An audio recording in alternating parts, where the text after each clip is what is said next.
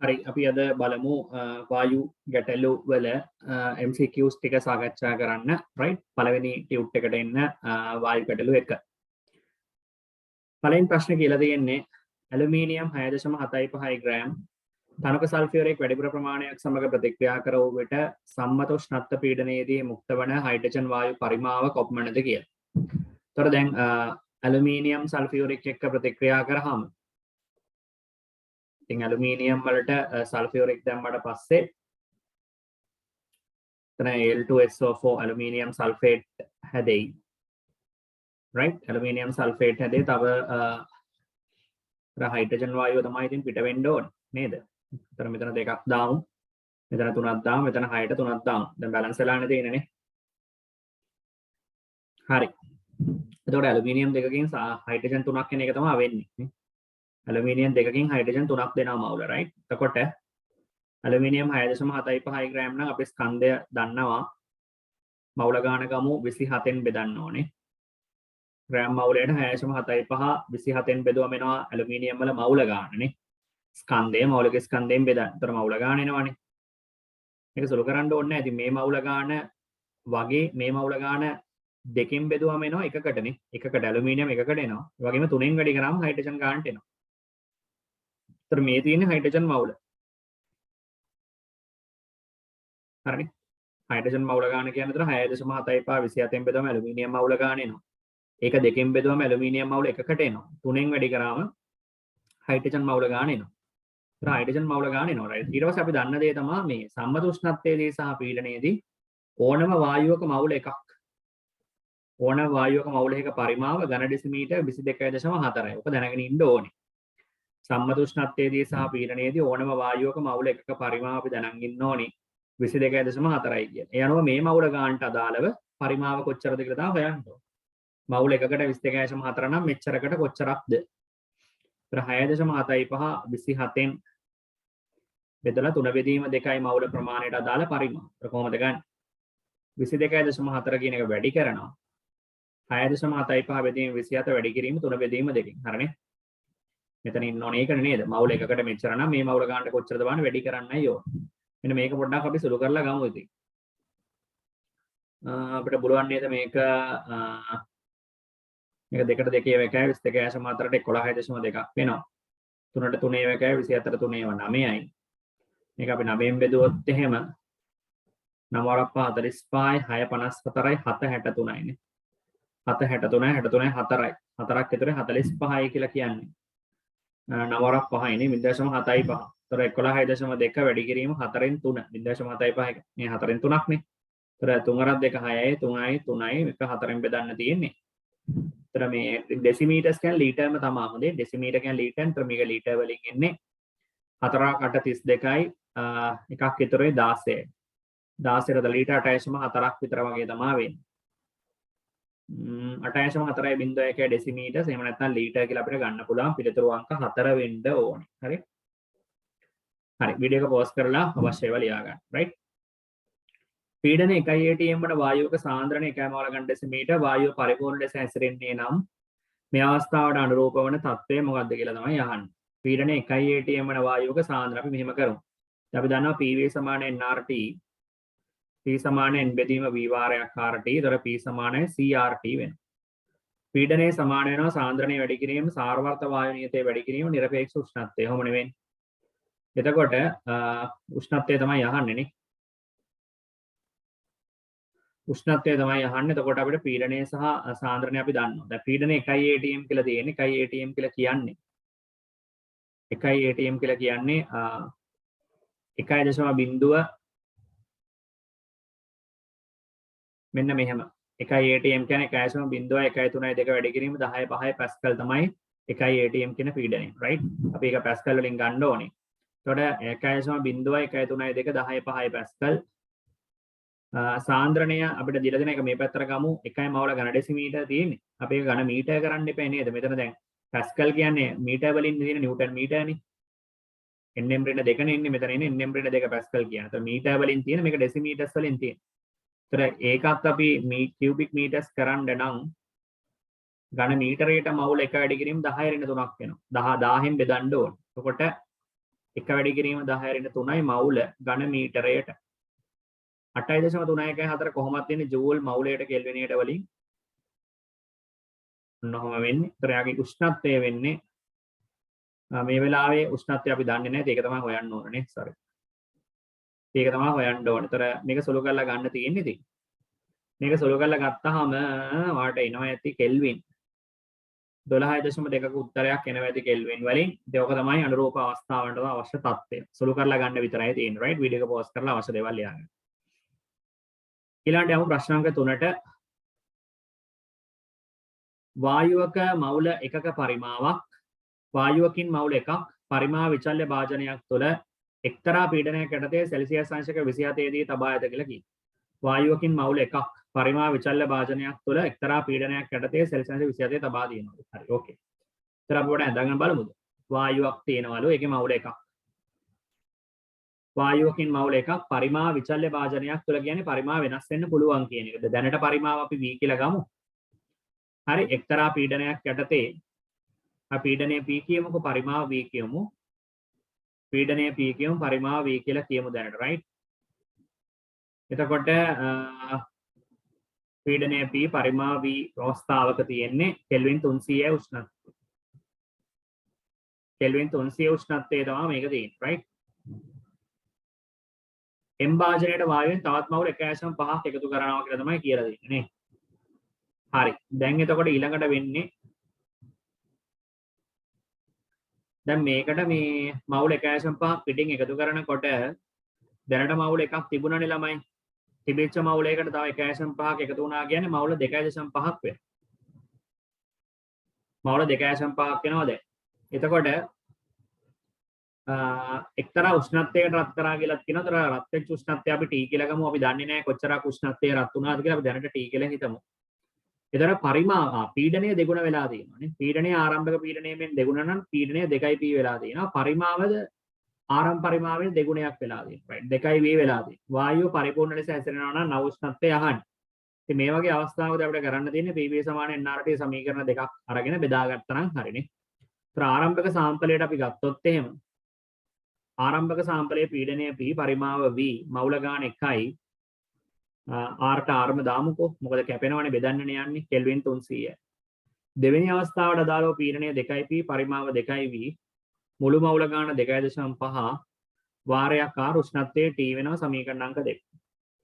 අපි ඔය දෙක බෙදාගත්තොත් එහෙම එක බෙදීම දෙක විදියට නැත්නම් දෙක කැමති විදියක්. ඒතර PV බෙදීම 4යි PV වෙනවා මෙතන. එක බෙදීම 2.5යි ආර්ට ආර් කැපෙනවා 300 බෙදීම T. එතකොට PV ගුණිත දෙක කැපෙනවා T සමාන වෙන්නේ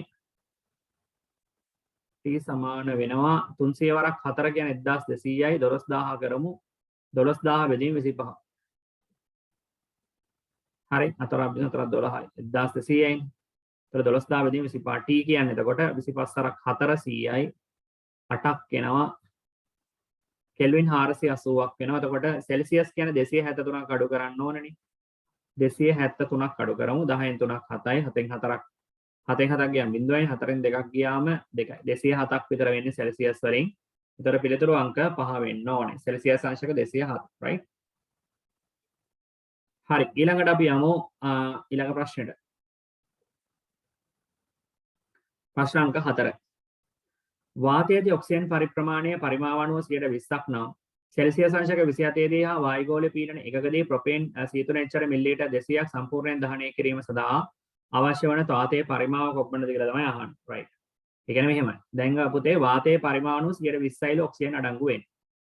පීඩනයේ වායුගෝල එකක් යටතේ 127 සෙල්සියස් වලදී මනු ලැබූ මේක නෙමෙයි ගන්න. 4නේ. 4නේ වාතයේදී ඔක්සිජන් ප්‍රමාණය 120යි නම් 27යි සහ වායුගෝල එකද ප්‍රොපේන් සීතුන එච්චට හොඳේ. දැන් සීතුන එච්චට දහනය කරනවා කියන්නේ මෙහෙමනේ O2 කාබන් ඩයොක්සයිඩ් ගෑස් තන ජලය. කොහොම නෙමෙයි. දහනය කරාම ඔහොම වෙන්නේ. හරි. මේක බැලන්ස් කරන්න ඕන නිසා කාබන් 3ට 3යි හයිඩ්‍රජන් 8ට 4යි. 3 වරක් 2 6 4යි 10යි 5ක් දාන්න. ඔහොම වෙන්නේ. එතකොට මිලිලීටර් 200ක් සම්පූර්ණයෙන් දහනය කරන්න යන්නේ. මිලිලීටර් 200ක් තමයි සම්පූර්ණයෙන් දහනය කරන්න යන්නේ. ඒතර මිලිලීටර් 200ක් සඳහා අවශ්‍ය වාතයේ පරිමාව කොච්චරද කියලා තමයි අහන්නේ. පීඩනය දැන් එතකොට අපි නියත පීඩන තත්ත්වයටදී කරන්න. දැන් උදාහරණයක් විදිහට ගමු. මෙයා කෙල්වින් 300 උෂ්ණත්වයේදී 27 සෙල්සියස් කියන්නේ කෙල්වින් 300න් 1 atm පීඩනයකදී පරිමාව 200යිලු. ඔක්සිජන් වල කෙල්වින් 300 දීම 1 atm පීඩනයේදී මෙයාගේ පරිමාව වෙන්න ඕනේ කීයද? එතකොට මෙයාගේ පරිමාව වෙන්න ඕනේ කීයද? මෙහෙමයි. දැන් PV සමාන nRT අනුව හිතුවම ළමයි උෂ්ණත්වයයි පීඩනයයි සමානු උෂ්ණත්වය සහ පීඩනය නියත පද දෙකක් විදියට තියෙනවා නම් මේ නියත පද දෙකක් විදියටනේ තියෙන්නේ. කෙල්වින් 300 උෂ්ණත්වය නියතව තියාගෙන ගිහිල්ලා තියෙනවා. පීඩනය 1 atm පීඩනය නියතව තියාගෙන ගිහිල්ලා තියෙනවා. ඒ උෂ්ණත්වය පීඩනය දෙකම නියතව තියාගෙන යනවා නම් අනිවාර්යෙන් මොකද වෙන්නේ? V සමානුපාතික වෙනවා n ට. ඒ කියන්නේ පරිමාව කියන එක සමානුපාතික වෙන්න ඕනේ. පරිමාව කියන එක සමානුපාතික වෙන්න ඕනේ මවුල ගණනට. හරිනේ පරිමාව කියන එක සමානුපාතික වෙන්න ඕනේ මවුල ගන්නට. පරිමාව v කියන එක සමානුපාතිකයි n. ඒතර v කියන එක සමානුපාතිකයි n නම් පරිමාව මවුල ගන්නට සමානුපාතිකයි නම් මවුල ගාන වැඩි වෙනකොට පරිමාව වැඩි වෙනවා. පරිමාව වැඩි වෙනකොට මවුල ගාන වැඩි වෙනවා. ඕකනේ යෝගේ සරල අදහස තියෙන්නේ. එතකොට දැන් මෙතනදී පුතේ මවුල අනුපාතය 1:5යි. හොඳට බලන්න. මවුල අනුපාතය 1:5 තියෙන්නේ. 1:5 මවුල අනුපාතයක් තමයි දැන් උතන දීලා තියෙන්නේ. ඒ කියන්නේ දැන් NC3H8 දැන් V සමානුපාතිකයි n කියන එකම අපි හිතුවොත් එහෙම මවුල අනුපාතය පරිමාණුපාතයට සමානුපාතිකයි කියන්නේ C3H8 මවුල ගාන බෙදුවොත් එහෙම ඔක්සිජන් මවුල ගානෙන් ඒක සමානුපාතිකයි VC3H ප්‍රොපේන්ගේ පරිමාව බෙදීම ප්‍රොපේන් ඔක්සිජන්ගේ පරිමාව. ඕක තමයි ඔකේ තේරුම. හරි. V සමානුපාතිකයි n කියන්නේ ඕක. ප්‍රොපේන් වල මවුල ගාන සමානුපාතිකයි නම් ඔක්සිජන්ගේ මවුල ගානට. නැත්නම් එතකොට පරිමාණුපාතයත් සමානුපාතිකයි. right? දැන් මේකට ආදේශ කරලා බලමු. NC3H8 එකට ඔක්සිජන්ට 5. 1:5 මවුල අනුපාතයේ තියෙන මේක පටලවා ගන්න එපා. මේ ප්‍රොපේන් වල මවුල එකයි කියලා නෙමෙයි කියන්නේ. ප්‍රොපේන් වල තියෙන මවුල ගාන මොකක් වුණත් ඔක්සිජන් වල තියෙන මවුල ගාන මොකක් වුණත් ඒ තියෙන මවුල ගණන් දෙක බෙදුවම වෙන අනුපාතය 1:5. ඒකයි ඔය කියන්නේ. හරි. එතකොට VC3H8 එක පරිමාව 200යි නම් මිලිලීටර් ඔක්සිජන් පරිමාව කීයද? ඒ ඔක්සිජන් පරිමාවට හරස් ගුණිතය දැම්මම පේනවා 200 වරක් පහ 1000යිනේ. එහෙනම් මෙයාගේ පරිමාව මිලිලීටර් 1000ක් වෙනවා. ඒ කියන්නේ ලීටර් කීයක් වෙන්න ඕනද? ලීටර් එකක් වෙන්න ඕන. හරි. ලීටර් එකක් වෙන්න ඕන. C3H8 සමග ප්‍රතික්‍රියා කරන පරිමාව ලීටර් එකක් වෙන්න ඕන. දැන් මෙතන තියෙන ප්‍රශ්නේ මේකයි. වාතයේ පරිමාණුව 120නේ ඔක්සිජන් තියෙන්නේ. වාතයේ පරිමාව අනුව මෙතනත් 120යි ඔක්සිජන් තියෙන්නේ. ඒක වාතයේ පරිමාව අහන්නේ ඔක්සිජන් වල පරිමාව නෙමෙයි. මේ තියෙන ඔක්සිජන් පරිමාව.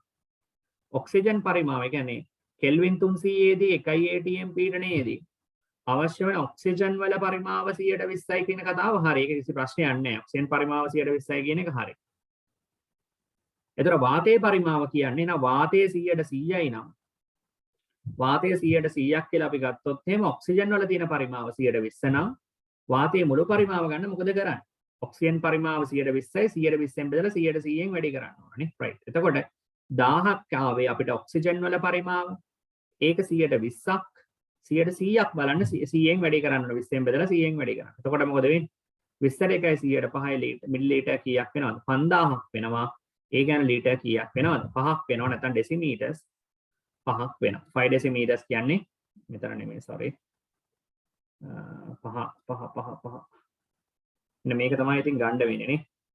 තුන්වෙනි ආන්සරේ ගන්න 5.1ක් විතර දෙලා දෙන්නේ. පහම නැහැ හරියට කවන්නේ නැහැ. 5.1යි කියලා ගමු.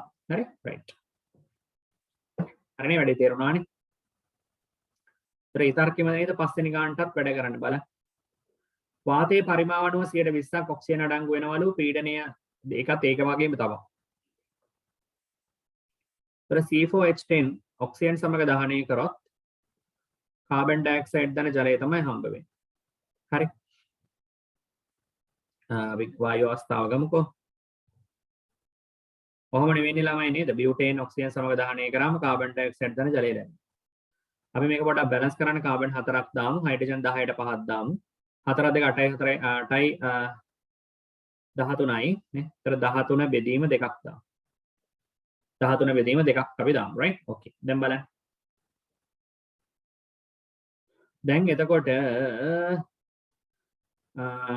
පීඩනයේ වායුගෝල පීඩන 1යි 1යි atm පීඩනය තියෙන්නේ 127යි සෙල්සියස් කියලා කියන්නේ කෙල්වින් කීයද?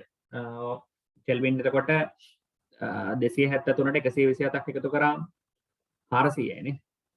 ඒතර කෙල්වින් 400 තමයි මැනලා තියෙන්නේ. ඒතර පරිමාව ඇවිල්ලා තියෙන 266.7 මිලිලීටර්. එතකොට දැන් ඔක්සිජන් මැනලා තියෙන්නේ ඒ පීඩනයේදීම තමයි 1යි atm. එතකොට මේ 127 කියන්නේ කෙල්වින් 400. එතකොට දැන් පරිමාව ගණනය කරන්න පුළුවන්. මොකද මවුල් අනුපාතයේ පරිමාණුපාතයට සමානයි කලින් ගානේ වගේම. 1ට 13 බෙදීම 2යි නම් පරිමාණුපාතයත් ඕකම වෙන්න ඕනනේ. ඒ කියන්නේ මෙහෙමයි. NC4H10 කියන එක බෙදන්න ගියොත් N ඔක්සිජන්ගෙන් ඒක සමානුපාතිකයි පරිමාවලට. VC4H10 බෙදන්න ඕනේ VO2 වලින්. NC4H10 එක අපිට එන්නේ එතකොට 1යි මෙයා 13 බෙදීම 2. VC4H10 එක අපි ගමු 266.7යි බෙදන්න V ඔක්සිජන්. ඔහොම වෙන්නේ. මෙතන මේක හරස් ගුණිතය තමයි දාන්න ඕනේ. මේ දෙක මෙතනට ගන්න එතකොට. ඒතර 2 බෙදීම 13 වාරයක් VO2 සමානයි 266.7. VO2 කියන්නේ 266.7 වැඩි කිරීම 13 බෙදීම 2ක් වෙන්න ඕන නේ. එතකොට මේක පොඩක් වැඩි කරලා සුළු කරලා ගන්න වෙනවා. මේක අපිට එන්නේ මිලිලීටර් sorry නේ මිලිලීටර් සරින් යෝග එන්නේ. එතකොට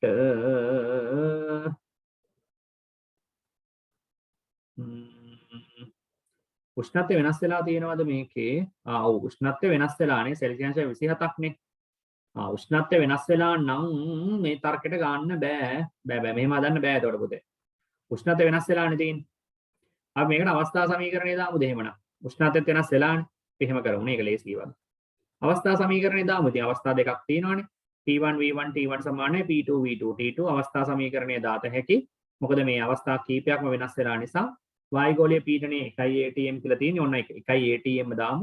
මොකද එහා පැත්තේ atm වලින් තමයි කැපිලා යනවා. පරිමාව දාලා තියෙන පුතේ මෙතන 266.6යි 7 හැබැයි මෙතන මේ පරිමාව එන්නේ කාගේද? මේ මෙතන එන්නේ මේ මෙතනදී අපි දැන් මනින්නේ මේ ඔක්සිජන් වලටනේ. ඒතර ඔක්සිජන් වල පරිමාව මේ පරිමාව වගේ කී ගුණයක්ද? 266.7 වාරයක් 13 බෙදීම 2ක්. ඒක තමයි මම කලින් අර හදන්න හැදුවේ. මොකද මවුල අනුපාතය 1 අණු 13 බෙදීම 2යි නම් මෙයාගේ මවුල 1ක් තිබ්බොත් මෙයාගේ ඒ වගේ මවුල තියෙනවා 6.5ක්. 13 බෙදීම 2ක් කියන්නේ 6.5ක්.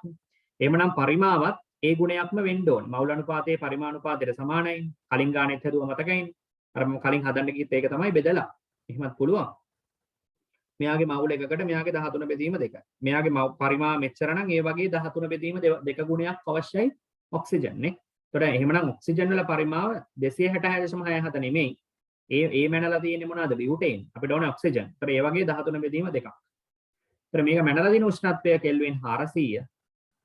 ඒතර දැන් අපිට ඕනේ එම පීඩනයේදීම, ඒ කියන්නේ 1යි atm පීඩනයේදීම අපිට මැනගන්න අවශ්‍ය වෙන්නේ පරිමාව. V2 දන්නේ නැහැ. උෂ්ණත්වය හැබැයි වෙනස් වෙලා තියෙනවා. උෂ්ණත්වය මේ වෙද්දි කෙල්වින් කෙල්වින් ගිහිල්ලා තියෙන්නේ සෙල්සියස් කීයද? 27යි කියන්නේ 27යි කියන්නේ සෙල්සියස් 27 කියන්නේ කෙල්වින් 300 නේ. sorry. 300 මෙයා 400 නේ. අර එයා 300ට බලන්න. මෙතනින් පොඩ්ඩක් සුළු කරලා පරිමාව ගණනය කරන්න වෙනවා. කීයද එන්නේ කියලා. right? බිඳු 2කට බිඳු 2ක් කැපෙනවා.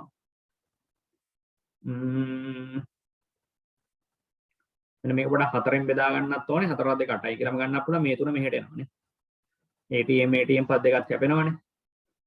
266.6 වැඩි කිරීම 13 බෙදීම 2. මෙතන ආයේ 3ක් එනවා උඩට යටට 4ක් එනවා. මොහොමනේ වෙන්නේ. ඔන්න ඔක සුළු කරලා ගන්න තියෙන්නේ ඉතින්. ඒක බෙදෙන්නේ නැහැ. ඉතින් අපි සුළු කරලා ගමු.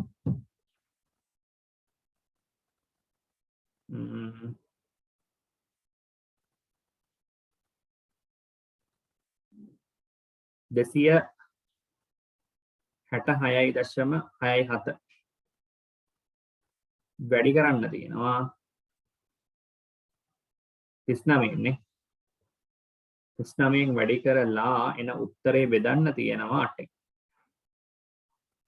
එතකොට එන්නේ මිලිලීටර් ආසන්න වශයෙන් 1300ක් විතර මිලිලීටර් 1300ක් කියලා කියන්නේ 1300.16 මිලිලීටර් ඉන්නේ. ඉතින් අපි ඒක ලීටර් කරලා ගමු. ලීටර් කරලා ගත්තොත් නම් ලීටර් 1.3ක් විතර වගේ වෙන්නේ. හැබැයි දැන් මේ ඉන්නේ මොනවාද? ඔක්සිජන් නේ. මේ ඉන්නේ ඔක්සිජන්. ඔක්සිජන් පරිමාව තමයි ලීටර් 1.3. දැන් ප්‍රශ්නේ මොකක්ද අහන්නේ? ප්‍රශ්නය අහන්නේ වාතයේ පරිමාව. වාතයේ 120යි නේ තියෙන්නේ ඔක්සිජන් මේ 120ක් තමයි ඇවිල්ලා තියෙන්නේ. ඒතර 1.3 20න් බෙදලා ආයෙ වැඩි කරන්න ඕන කියන්නේ 100 නේ. ඒතර 5යි. 5 3 15යි 5 1 5යි. ලීටර් 6.5ක් විතර ආසන්න වශයෙන් එනවා. ඒතර ලීටර් 6.5ක් කියන්නේ උත්තර අංක 2. හරිනේ.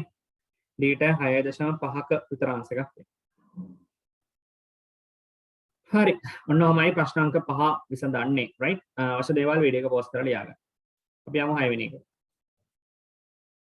උෂ්ණත්වයේ සෙල්සියස් අංශක 27 පීඩන 1 atm යටතේ 1 ඩෙසිමීටර් වන ප්‍රොපයින් ප්‍රමාණයක් සම්පූර්ණයෙන් දහනය කිරීමට අවශ්‍ය වන ඔක්සිජන් වායු පරිමාව උෂ්ණත්වය 327 හා පීඩනය 4 atm යටතේ කොපමණ වේද කියලා අහනවා.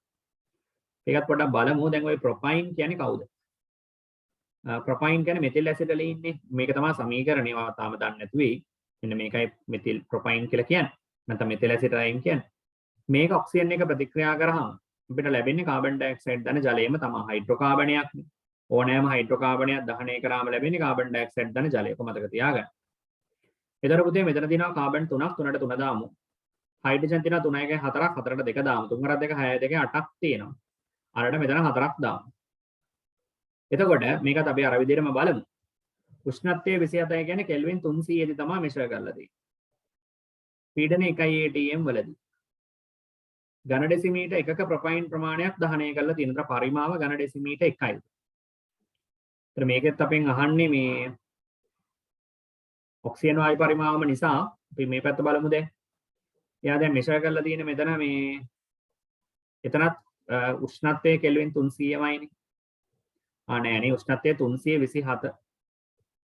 327 උෂ්ණත්වයක් කියන්නේ කෙල්වින් කීයද? 273ට 327ක් එකතු කරන්න ඕන. 7 3 10යි 7 3 10 දෙක 9 1 10යි නේ. 600ක් එනවා කෙල්වින්. ඒතර මෙයා උෂ්ණත්වය කෙල්වින් 600 දී තමයි අහන්නේ. 600 1 atm පීඩනය යටතේදීම තමයි නෑ ඒත් නෑ. පීඩනයත් 4 atm වලට ගිහිල්ලා තියෙනවා. එතකොට මෙෂර් කරපු පරිමාව මුලින්ම බලමු.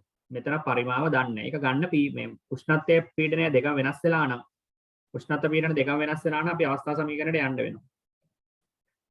P1 V1 T1 සමානයි P2 V2 T2 නේ. හැබැයි දැන් මුලින්ම තේරුම් ගන්න ඕන දේ තමයි අපි දන්නවා දැන් උෂ්ණත්වයයි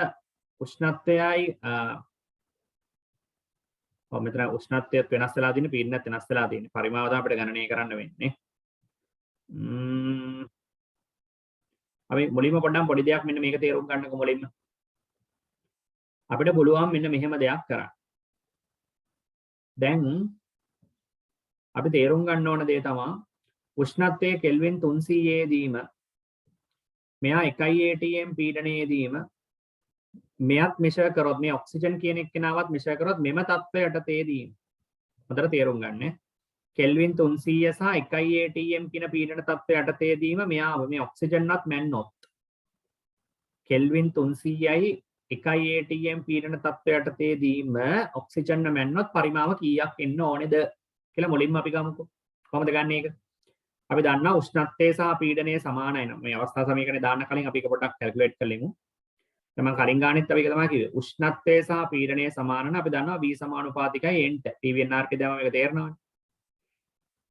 V සමානුපාතික වෙනවා n ට T1යි R එකයි P එකයි නියතයි න. අතර V සමානුපාතිකයි n. හරි. ඔකනේ වෙන්න ඕනේ. දැන් එතකොට ඒ පදනම යටතේ හිතුවොත් ප්‍රොපයින් වල තියෙන මවුල ගාන අපි දැන් 1:4 නේ තියෙන මවුල අනුපාතයනේ. මවුල අනුපාතය 1:4 නම් පරිමාණුපාතය වෙන්න ඕනේ 1v නේ. sorry මෙයා පරිමාණුපාතයනේ මෙයා ඩෙසිමීටර්ස් 1යි මෙයාගේ පරිමාව ඩෙසිමීටර්ස්. ඒතර අපිට තේරෙනවා හරස් කුණිතය දැම්මම පරිමාව ඩෙසිමීටර්ස් 4යි. ඒක නිකන් බැලුවමත් පේනවා. 1:4 නම් මවුල අනුපාතය පරිමාවත් 4 ගුණයක් වෙන්න ඕනේ. ඒතර මෙයාගේ පරිමාව 4යි v වෙන්න. හරිද? මෙයාගේ පරිමාව 4යි v වෙන්න ඕනේ මෙම තත්වයටදී නෙමෙයි.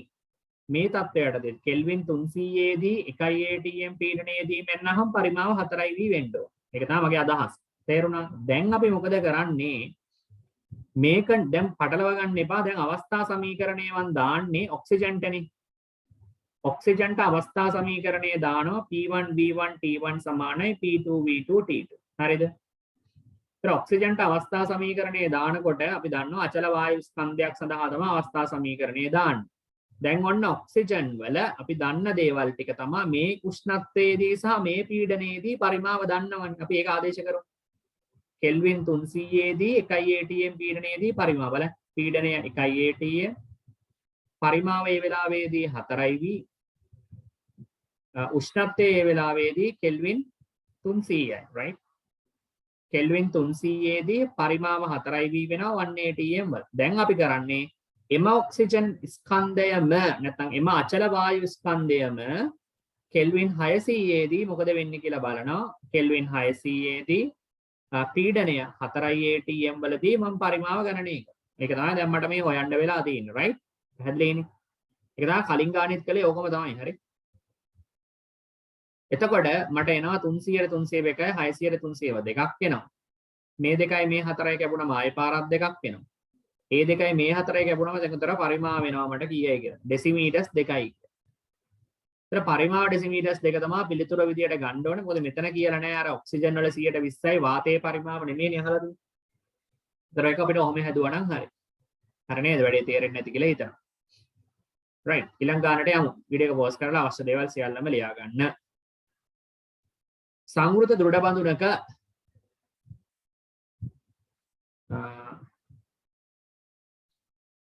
සංවෘත දෘඩ බඳුනක ඇමෝනියා N2H4 යන වායු වල මිශ්‍රණයක් සෙල්සියස් අංශක 27 දී තබා ඇත්තේ 0.6 වැඩි කිරීම 10 පැස්කල් පීඩනයක් ඇතිවන විටදී මිශ්‍රණය කෙල්වින් 18 ගෙන විට එම වායු දෙකම පහත පරිදි විඝටනය වේ. එසේ විඝටනයේ උපසු බඳුනේ පීඩනය දීලා තියෙනවා.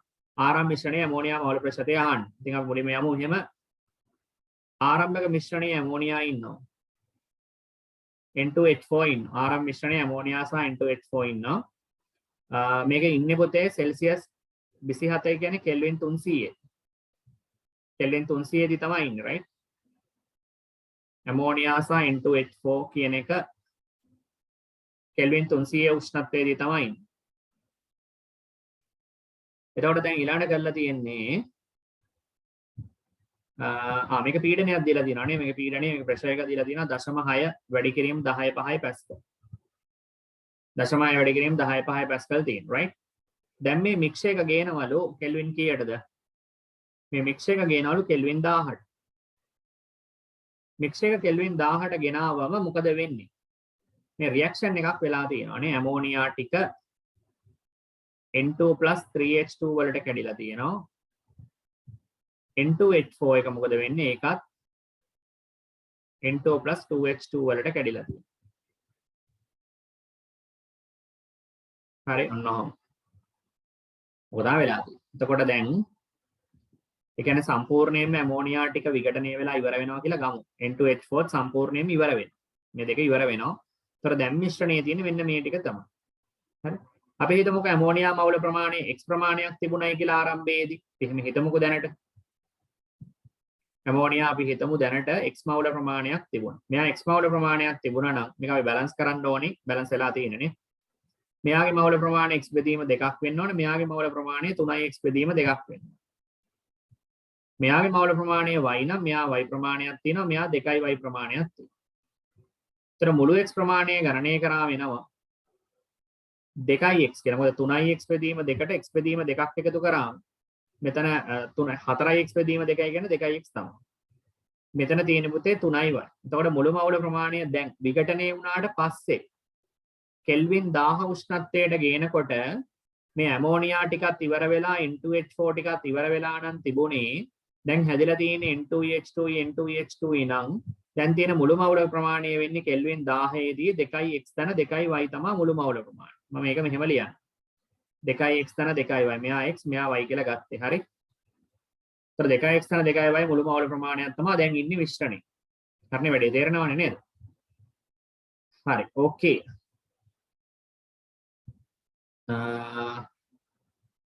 sorry මෙතන 3යි y නේ. 3යි y 2යි y නෙමෙයි 3යි. හරි. ඔන්න ඔහමයි වෙන්නේ. හරිනේ? right. එතකොට දැන් විඝටනය වුණාට පස්සේ බඳුනේ පීඩනය වැඩි වෙච්චා. වැඩි වෙච්ච පීඩනය දීලා තියෙනවා. දැන් වැඩි වෙලා බඳුනේ පීඩනය දීලා තියෙනවා 4.8යි 10.5යි. හරිනේ? දැන් ඉතින් අපිට කරන්න තියෙන්නේ ආරම්භක අවස්ථාවටයි අවසාන අවස්ථාවටයි PV/NRT සමීකරණ දෙකක් හදමු. ආරම්භක අවස්ථාවට දාමු PV සමානයි NRT. එතකොට පීඩනය. ආරම්භක අවස්ථාවේදී පීඩනය අපි ගමු 0.6 වැඩි කිරීම 10.5 පැස්කල්. පරිමාව මේ වෙලාවේදී අපි හිතමු V කියලා. මවුල ප්‍රමාණය x ධන y මෙයා r මෙයා 300 මෙයා 1. අවසාන අවස්ථාවට යමු. අවසාන අවස්ථාවේදී PV සමාන NRT දැම්මොත් අවසාන අවස්ථාවේදී පීඩනය 4.8 10.5 පරිමාව v මවුල ගන්න අපි ගත්තොත් එහෙම 2x ධන 3y නේ. 2x ධන 3y rට rම දාමු. උෂ්ණත්වය මේ වෙලාවේදී 1000ක් වෙනවා. එතකොට අපි දැන් මේක බෙදුවොත් එහෙම අපි බෙදමුද මේක දෙවෙනි එකකින් බෙදමුද? එතකොට 48 කරමු මෙයා 6 කරමුකෝ. 10.5 10.5 v කැපෙනවනේ. 10.5ට 10.5 v ට v කැපෙනවා. right. මෙතන එනවා 2x ධන 3y rට rුත් කැපෙනවනේ. බිංදු 2කට බිංදු 2කුත් කැපෙනවා. ඒතර 2x ධන 3y වාරයක් 10 බෙදන්න තියෙන උඩ තියෙන්නේ x ධන y වාරයක් 3 නේ. ඔන්නම වෙන්නේ. ඒතර අපිට එනවා 6 වරක් 8 48යි නේ. ඒතර 8යි මේ තුනෙන් වැඩි කරාම 8 වරක් 3ෙන් 24කුත් එනවා නේ.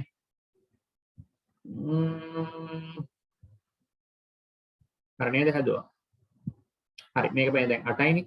8 3ෙන් ගාම 8 වරක් 3 24යි නේ. මම කියලා 24 කියලා ලියන්න. 48 6න් බෙදුවම 8 වරක් 6. ඔව්.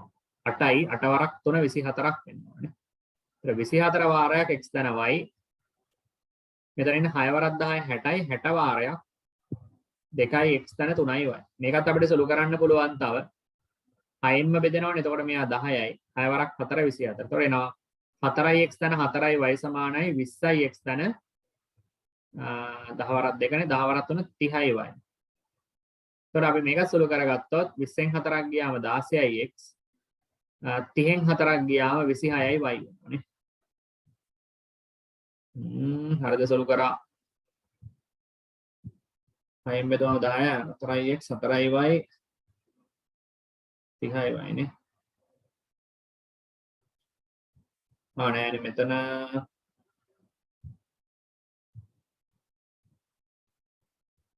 16x එක හරිනේ. මෙතන ඍණ උත්තරයක් එනවා නේද? එහෙම කොහොමද ආවේ?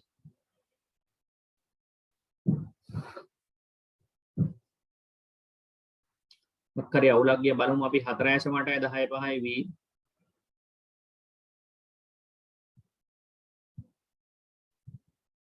දෙකයි x යි 3යි. හරි නේද? මක්කට 24යි.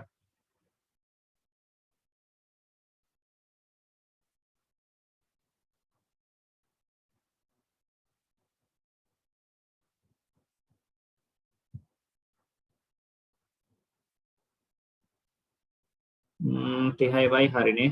හදලා තියෙනවා හරි. 30න් අඩු වෙන්න ආනේ හරි නේද? 30න් 30යි y වලින් 4යි y අඩු වුණාම 26යි y හරි 20න් 4ක් අඩු කරාම 16.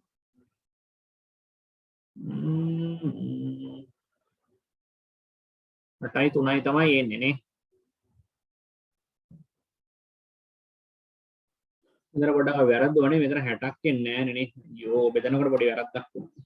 මෙන්න මෙහෙමනේ වෙන්නේ 48 6න් බෙදුවම අපි 8යි කියලා ලියා ගන්න එපා. 8 මෙතන 6ක් එන්නේ 8 වරක් තුන 24 හරි. x ධන y මෙතන එනවා ඊළඟට මේ 10 වාරයක් 2යි x ධන 3යි y නෙන්නේ නේද? 24යි x ධන 24යි y මෙතන එන්නේ 10 වරක් 2 20යි x 30යි y කියලා එන්නේ. 24න් 20ක් ගියාම 4යි x එනවා. 30න් 24ක් ගියාම 6යි y වෙනවා. ඒ කියන්නේ 2යි x සමානයි 3යි y කියලා සම්බන්ධයක් එනවා. දැන් අහන්නේ ඇමෝනියා මවුල ප්‍රශ්නතේනේ පුතේ. ඇමෝනියා මවුල ප්‍රශ්නතේ කියන්නේ ඇමෝනියා මවුල ගාන උඩට දානවා. මුළු මවුල ගාන යටට දානවා. මුළු මවුල ගාන කියලා කියන්නේ ආරම්භයේ තිබිච්ච මුළු මවුල ගාන. වැඩි කිරීම 100. ඇමෝනියා මවුල ගාන කීයද කියලා අපි බලමු. ඇමෝනියා මවුල ගාන කියලා ගත්තේ x නේ. මුළු මවුල ගාන කියන්නේ ආරම්භයේ තිබිච්ච මුළු මවුල ගාන x ධන y. ආරම්භයේදී මුළු x ධන y. x ධන y කියන්නේ එතකොට මෙහෙම ලියමුකෝ. එතකොට දැන් x වලට සමයට සම්බන්ධයක් දන්නවනේ ඔයා නේද? අපි ඕනනම් මේක භාගයක් විදියට ගන්නත් පුළුවන්. නැත්නම් අපි උඩ යට දෙකම දෙකෙන් වැඩි කරමුද? ඒතකොට ලේසියිනේ. ඒතර උඩ 2x එනවා යට 2x ධන 2y. සම වැඩි කිරීම 100 දැන් ලේසියිනේ.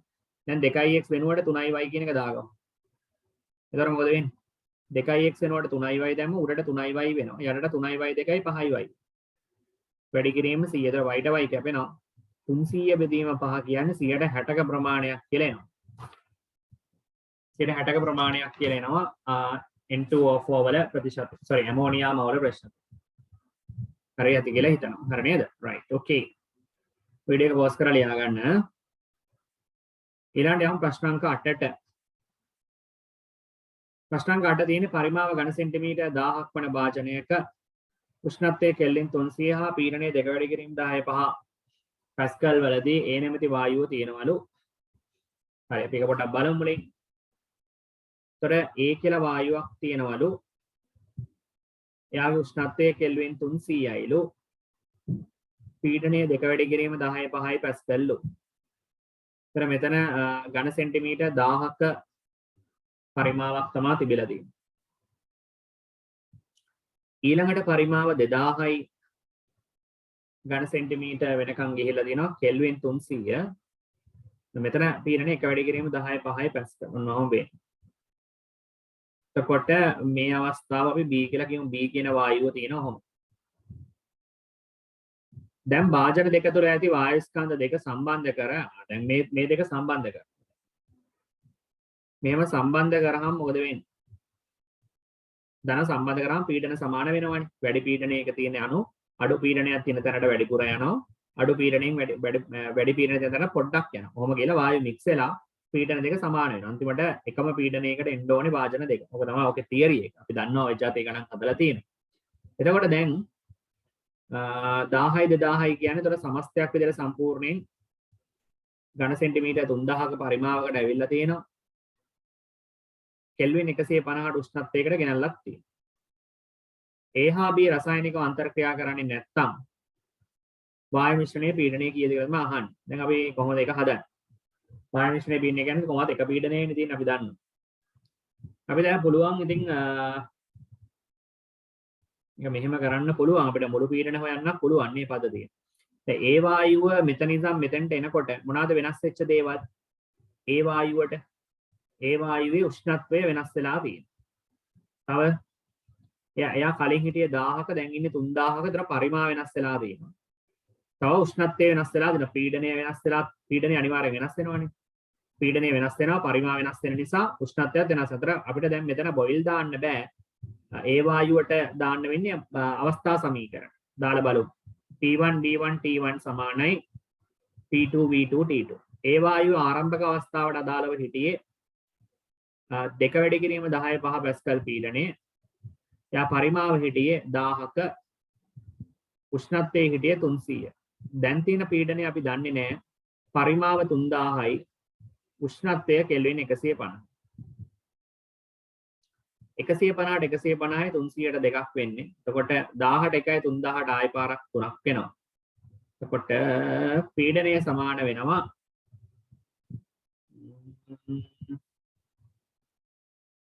පීඩනය මෙතන දෙකට දෙක කැපෙනවානේ. ඒතර 3න් එකක් වෙන්නේ. 3න් 1යි 10යි 5යි පැස්කල් වෙනවා පීඩනය A වල. මම ඩෑෂ් එකක් දාන්නම්. මොකද මේ මෙතනදී මෙන්න මේ භාජනය තුල ඒකේ පීඩනය P dash A එක 3න් 1යි 10යි 5යි පැස්කල් වෙනවා. ඊළඟට ගත්තොත් B වායුවටත් අපි දාමු P1 V1 T1 සමානයි P2 V2 T2. ඒතර B වායුවට මේ පැත්තේ තියෙන කෙල්වින් පීඩනය 1 වැඩි කිරීම 10යි 5යි පැස්කල්. පරිමාව 2000ක හිටියේ උෂ්ණත්වයේ කෙල්වින් 300යි. ඒක මේ අවස්ථාව මේ පැත්තට ආවට පස්සේ අපි දන්නේ P dash B අලුත් පීඩනය මේකට ආවට පස්සේ පරිමාව දන්නවා 3000ක් බව උෂ්ණත්වයේ කෙල්වින් 150. ඒතර 150ට 150 එකයි 300ට 2යි. මෙතන 2000ට 0.3ට මේ 0.3 කැපෙනවා. මේ දෙකයි මේ දෙකත් කැපෙනවානේ. ඒතර එතනත් එන්නේ ඒකම තමයි. P dash B වල පීඩනයත් එන්නේ 3න් 1යි 10යි 5යි පැස්කල්. එයනවා අපිට පැහැදිලි මේ දැන් තියෙන සමස්ත පීඩනයේ ගොඩනැගෙන්නේ P total. දෙදෙනාගේ ආංශික පීඩන දෙක එකතුවෙන් දෙදෙනාගේම ආංශික පීඩන සමානයි 3න් 1යි මෙයත් 3න් 1යි යනුව සමස්ත පීඩනය 3න් 2යි 10යි 5යි පැස්කල්. මේක දශම වලට හැරෙවුවොත් 0.6710 5 එහෙම නැත්නම් 6.710 4 කියලා ගන්න පුළුවන්. ආසන්න වශයෙන් 6.67 වගේ 10 4 කියලා ගමු. එහෙම පීඩනයක් තියෙන පිළිතුරු අංක දෙකේ ආසන්න වශයෙන් අපි ඒක ගමු. ප්‍රශ්න අංක 9ට ගියොත්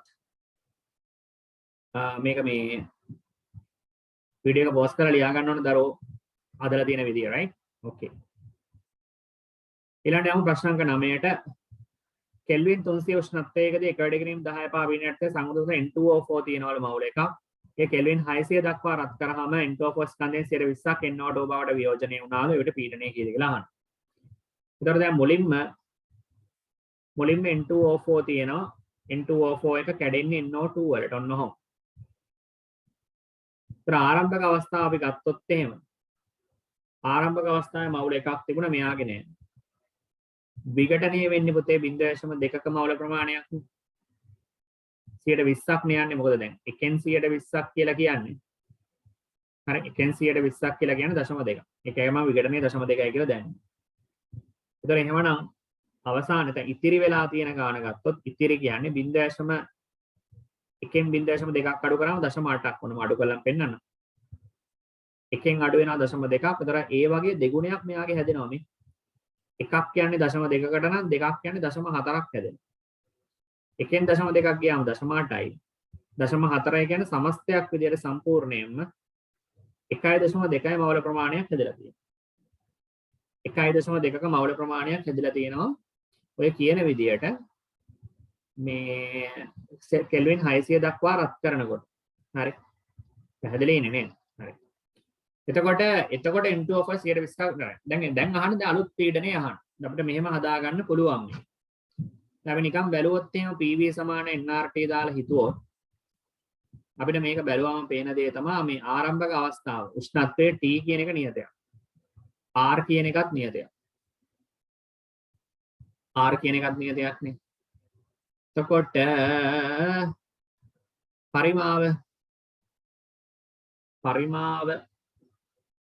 පරිමාවත් නියතයක් තමයි දෙන්නේ. මොකුත් වෙනස් වෙනවා කියලා නෑ. ඒතර පීඩනය කියන එක ඇත්තට මෙතන උෂ්ණත්වයේ නියත වෙලා නෑ නේ. සෝරි. උෂ්ණත්වයේ නියත නෑනේ. මෙතන උෂ්ණත්වය මේ 300 ඊළඟට 600 උෂ්ණත්වය වෙන නියත. එතකොට දැන් P කියන එක සමානුපාතික වෙන්නේ එහෙමනම් n වාරයක් T ටනේ. මේක නේද වෙන්නේ. පීඩනය සමානුපාතික වෙන්නේ මවුල ගාන වැඩි කිරීම උෂ්ණත්වය. උෂ්ණත්වයේ නියත නෑනේ. හරි. ආරම්භක අවස්ථාවේදී කොහොමද පීඩනය? ආරම්භක අවස්ථාව 1 වැඩි කිරීම 10 5 පැස්කල්. ඒතර ඒක සමානුපාතික වෙනවා මවුල වාන අපිට ගත්තොත් එහෙම ආරම්භයේ තිබෙ N2O4 මවුල 1යි. උෂ්ණත්වය කෙල්වින් 300. ඔන්න පළවෙනි සමීකරණය. අවසන් අවස්ථාවට ගියාම පීඩනය දන්නේ නැහැ. ඒක P කියලා දාමු. ඒතර මවුල ගාන වෙන්නේ පුතේ 1.2යි වාරයක් 600. හරිනේ. දැන් ওই සමීකරණ දෙක බෙදලා අපිට පුළුවන් බෙදුවාම අපි දන්නවා අපි දෙකෙන් බෙදමු. p බෙදීම එක වැඩි කිරීම 10 5 බෙදනකොට සමානුපාතික ලකුණ සමාන වෙනවා. 1/2 දෙක වාරයක් 600 බෙදන්න එක වැඩි කිරීම 300. ඒතර 300ට 300 එක 600ට 302ක් එනවා. ඒතර දෙවරක් දෙක 4 2/4ක් එනවා. ඒතර පීඩනය සමානයි 2/4 වැඩි කිරීම 10 5යි පැස්කල්.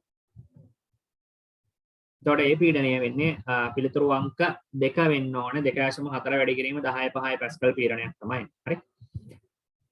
හරි ඒකත් ඉවරයි. ඊළඟට යන ප්‍රශ්න අංක 10. ප්‍රශ්න අංක 10 තියෙන සංවෘත භාජනයක අඩංගු ක්ලෝරින් වායු ඉහළ උෂ්ණත්වයකට ගෙන යනු ලැබේ. දැන් තියෙනවා පුතේ සංවෘත භාජනයක්. සංවෘත භාජනයක තියෙනවා ක්ලෝරින් වායුව. මේක ඉහළ උෂ්ණත්වයකට ගෙන එනවා. අපි හිතමු මෙතන තියෙන T1 මේක T2 උෂ්ණත්වයට ගෙන. ගේනකොට මේක කැඩෙනවලු 2 Cl වලට කැඩෙනවලු. හරි. right. T1 ට වඩා T2 වැඩි. මොක තමයි වෙන්නේ? මෙම සමස්ත ක්‍රියාවලියේ පද්ධතිය සිදුවන වෙනස් වේ. වායු පද්ධතියේ ඝනත්වය අඩු වේ කියලා කියනවා. දැන් ඝනත්වය කියන්නේ මොකද්ද? දැන් මෙහෙමයි වැඩි. ඝනත්වය සමානයි ස්කන්ධයේ බෙදීම් පරිමාණ. පරිමාණ වෙනසක් සිද්ධ වුණේ නෑනේ. එහෙනම් ඝනත්වය වෙනස් වෙන්න පරිමාණයේ බලපෑමක් නෑ. ස්කන්ධය වෙනස් වුණාද? ක්ලෝරින් වල මෞලික ස්කන්ධය ඉන්නේ 71යි නේ. ඒක පරමාණු දෙකකට කැඩුනට පස්සේ දැන් මේක අපේ කැඩිලා තියෙන්නේ පරමාණු දෙකකට කැඩිලා තියෙනවා නේද? එතකොට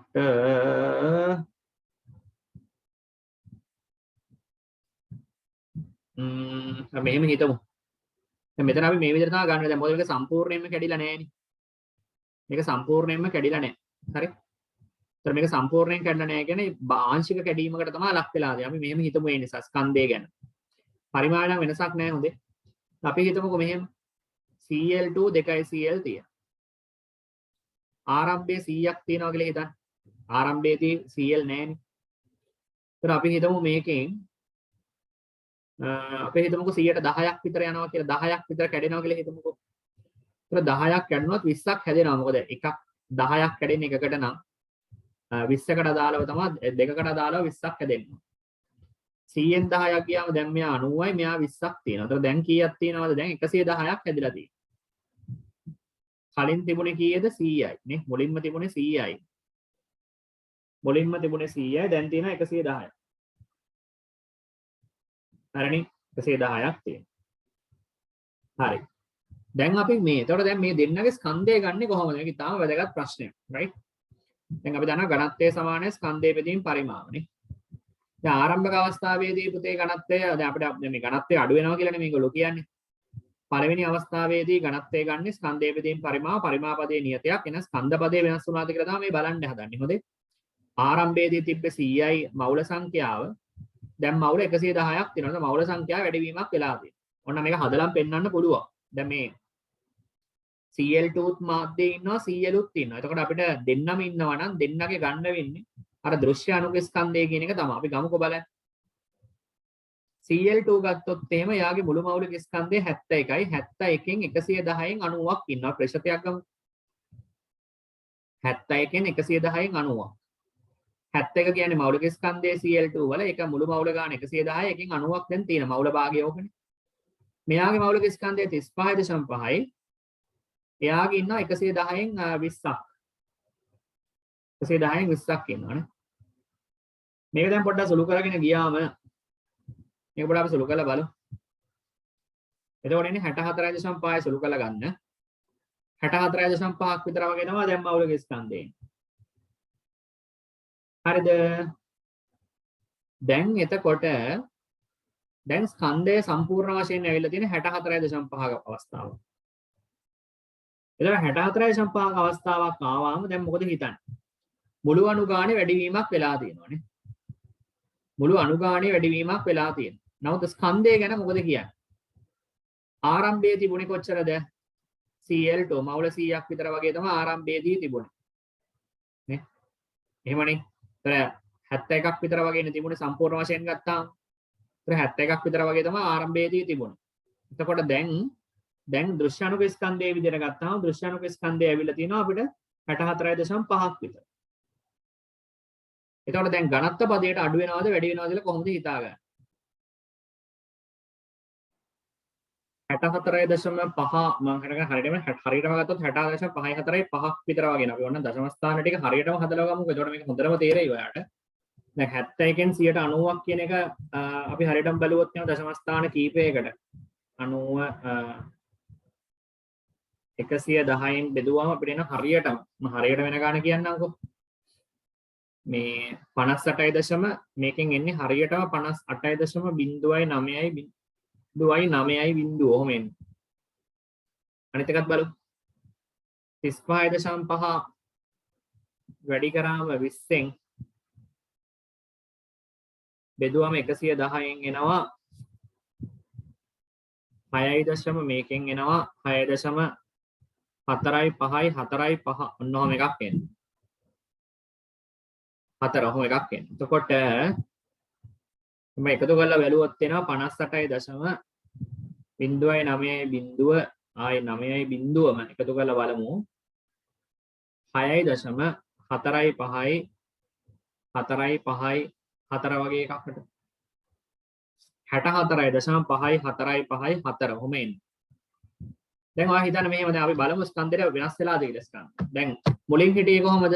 දැන් මෙතන අපිට ආවත් මධ්‍යක ස්කන්ධයක් ආවෙනේ. මේයි මධ්‍යක ස්කන්ධයක් අපි හෙව්වේ. මොකද පුතේ දැන් මෙතන දැන් ඉන්න කට්ටිය සම්පූර්ණයෙන්ම ක්ලෝරින් නෙමෙයිනේ. දැන් මෙන්න මේ Cl වලිනුත් ටිකක් ඉන්නවනේ. ඒ නිසා තමයි මේ දෙන්නගේ මධ්‍ය නගයක් ගන්න ඕන නිසා තමයි අපි මේ මෙයාගේ මෞලික ස්කන්ධයෙන් තියෙන මෞල භාගය බැලුවේ. මෙයාගේ තියෙන මෞල භාගය අරන් සමස්තයක් විතර මධ්‍යක ස්කන්ධය ගත්තා. රයිට්. දැන් බලන්න. දැන් උන ආරම්භයේ හිටිය අණු මම මෞල 100න් අපි අණු 100යි කියලා හිතමුකෝ. අණු 100ක් තිබ්බොත් ආරම්භක ස්කන්ධයනේ. එක අණුවකම ස්කන්ධයේ 71යි. ආරම්භයේ 100ක් හිටිය කියලා ගත්තොත් ආරම්භක ස්කන්ධය 7100ක් වෙනවා. ආරම්භක ස්කන්ධ වෙන නිකන් හිතමුකෝ. 7100ක් විතර වගේ වෙනවනේ. දැන් බලමු. දැන් එකක මධ්‍යක ස්කන්ධය 64.5යි 4යි 5යි 4. ඒ වගේ 110ක් ඉන්නේ. 110ක්. එහෙනම් අපි කරන්න 64.5යි 4යි 5යි 4 වැඩි කරන 110. දැන් ඉන්න ගාන බලන්න. එතකොට දැන් අපිට එන්න ඕනි 64.5යි 4 5යි 4 ආයි 5යි 4 වැඩි කරන්න ඕනේ 110. එතකොට එනවා ගානට 7099.999යි ගාන. ඒ කියන්නේ ආසන්න වශයෙන් එන්නේ ආසන්න වශයෙන් 7100ම තමයි ඉතින්නේ. 7099 කියන 7100ම. එතකොට අපිට පේනවා බැලුවම මේකේ ස්කන්ධය වෙනස් වෙලා නැහැනේ. කලින් තිබිච්ච ස්කන්ධේම තමයි දැනුත් වෙන්නේ. මේ මධ්‍යක ස්කන්ධය බලලා ගත්තාම 64.5යි 4යි 5යි 4යි කියන එකක මේ දෙදෙනාගේ ඇවරේජ් එකක් විදිහට එන ස්කන්ධේනේ. ඒ වගේම 110ක් තියෙනවනේ දැන්. 110න් වැඩි කරාම ආයෙ අර 7100ම එනවා. ඒ කියන්නේ පුතේ ආරම්භයේ තිබිච්ච ඝනත්වය ස්කන්ධයේ බෙදීම පරිමාව දැන් තියෙන එකත් ඝනත්වයේ ස්කන්ධයේ බෙදීම පරිමාවම තමයි. ඉස්සෙල්ලා තිබිච්ච ඝනත්වයේ ස්කන්ධයේ බෙදීම පරිමාපදයේ වෙනස් වුන්නේ නැහැ මුලදී යකදී. ස්කන්ධ පදේ වෙනස් වෙලත් නැහැ දැන් බලන් ගියාම මේ. කලින් තිබිච්ච 7100 දැන් තියෙන 7100ම තමයි. එහෙමනම් ස්කන්ධ පදේ වෙනසක් සිද්ධ වෙලත් නැත්නම් පරිමාපදයේ වෙනසක් සිද්ධ වෙලත් නැත්නම් ඝනත්වයේ වෙනස් වෙන්නේ නැහැ. ඒ නිසා ඝනත්වයේ අඩුවේ කියන ප්‍රකාශනය වැරදි. මම වීඩියෝ එක පොස් කරලා සම්පූර්ණයෙන් විස්තරේ හරියට ලියා ගන්න. රයිට්? මම කනවා ආ ලියා ගන්න. රයිට්? හරි. ඊළඟට මැක්ස්වෙල් බෝල්ට්ස්මාන් වක්‍රයේ පුළුල් වීමක් සිදු වෙනවද? ඔව්. මොකද අණු ගාන වැඩි වෙනවනේ. මම කලින් පෙන්නුවා දැන්. කලින් අණු 100යි නම් හිටියේ. මේක කැඩුනට පස්සේ මුලින් 100යි හිටියේ. මේක කැඩෙන අපි 10ක් කැඩෙනවා කියලා හිතුවොත් මෙයා 20ක් හැදෙනවනේ. එතකොට දැන් අණු 110ක් තියෙනවා. කලින් හිටියේ 100. දැන් මැක්ස්වෙල් බෝල්ට්ස්මාන් වක්‍රය ගත්තම ඔයාලට තේරෙනවා. මැක්ස්වෙල් බෝල්ට්ස්මාන් වක්‍රයේ ආවරණය වන වර්ගඵලයෙන් නිරූපණය වෙන්නේ අණු ගණන. අණු ගණන වැඩි නම් අණු ගණන වැඩි කියන අනිවාර්යයෙන් වර්ගඵලය වැඩි වෙන්න ඕන. වර්ගඵලය වැඩි වෙනකොට පුළුල් වීමක් සිද්ධ වෙනවා. මේකට වඩා මේක මහතට අඳින්න වෙනවා. ඒතර මැක්ස්වෙල් බෝල්ට්ස්මාන් වක්‍රයේ පුළුල් වීමක් සිදු වේ කියන එක හරි. ඝනත්වය අඩු වේ කියන එක වැරදි. පද්ධති අණු වල මධ්‍යන වේගය වැඩි වේ. උෂ්ණත්වය වැඩි කරනවා නම් ඉතින් උෂ්ණත්වය වැඩි කරනකොට අපි දන්නවා C වර්ග පා සමානයි 3යි RT 8 නිසා උෂ්ණත්වය වැඩි කරනකොට C වර්ග පා පදේ වැඩි වෙනවා. ඒතර වේගය වැඩි වෙනවා කියන එක නිවැරදි. මධ්‍යම වේගය වැඩි වෙන්නේ අඩු වෙන්නේ දෙකම වෙන්න බෑනේ. වැඩි වෙනවා නම් වැඩි වෙනවා, අඩු වෙනවා නම් අඩු වෙනවා. ඒතර B සහ C සත්‍යයි වෙන්නේ. උත්තර අංක 3 කියලා තමයි ගන්න වෙන්නේ, right? ඊළඟට කෙල්වින් 300 උෂ්ණත්වයකදී හා වායුගෝල එක පීඩන යටතේදී N2 වල ඝනත්වයට ආසන්නම ඝනත්වයක් ඇතයි බලාපොරොත්තු විය හැකි වායුව කුමක්ද කියලා තමයි අහන්නේ. දැන් අපි දන්න දේ තමයි PV සමාන nRT. PV සමාන n කියන්නේ ස්කන්ධයේ බෙදීම මৌলিক ස්කන්ධයේ වාරයක් RT. අපි ගන්න පුළුවන් ස්කන්ධය මෙහෙට දාගත්තොත් m බෙදීම v වාරයක් RT. එතකොට PM සමානයි m බෙදීම v කියන්නේ ඝනත්වය dRT. ඒතර අපි දැන් දන්නවා මේ ඝනත්වය ආසන්න වෙනවද කියලා නම් අහන්නේ උෂ්ණත්වයයි පීඩනයයි නියත කරලා තියෙන්නේ. උෂ්ණත්වයත් නියතයි පීඩනයත් නියතයි නම් R කොහොමත් නියත නිසා m සමානුපාතිකයි d. ඝනත්වය වැඩි වෙන නම් මৌলিক ස්කන්ධය වැඩි වෙන්න ඕන. මৌলিক ස්කන්ධය වැඩි එක්කනට තමයි ඝනත්වය වැඩි වෙන්නේ. නැත්නම් මৌলিক ස්කන්ධයට ආසන්න වශයෙන් සමාන එක්කන ඝනත්වයත් ආසන්න වශයෙන් සමානයි. ඒතර N2 වල මৌলিক ස්කන්ධය වෙන්නේ 28ක්. ඒතර 28කට ආසන්න වෙන එක්කනේ බලමු. මෙයා 32ක් වෙන්නේ. මෙයා 16යි 30ක් විතර වගේ වෙන්නේ. මෙයා 44ක් වෙන්නේ. මෙයා 19ක් වෙනනේ. 19යි 31යි 34ක් විතර වෙන්නේ. මෙයා 12 2 24 4යි 28 ගානටම එන්නේ C2H4 වෙන්න ඕනේ පිළිතුර. මොකද හේතුව ඝනත්වයට ආසන්න ඝනත්වයක් තියෙනවා මৌলিক ස්කන්ධ සමාන වෙන්න ඕන. ප්‍රශ්න අංක 12ට යමු.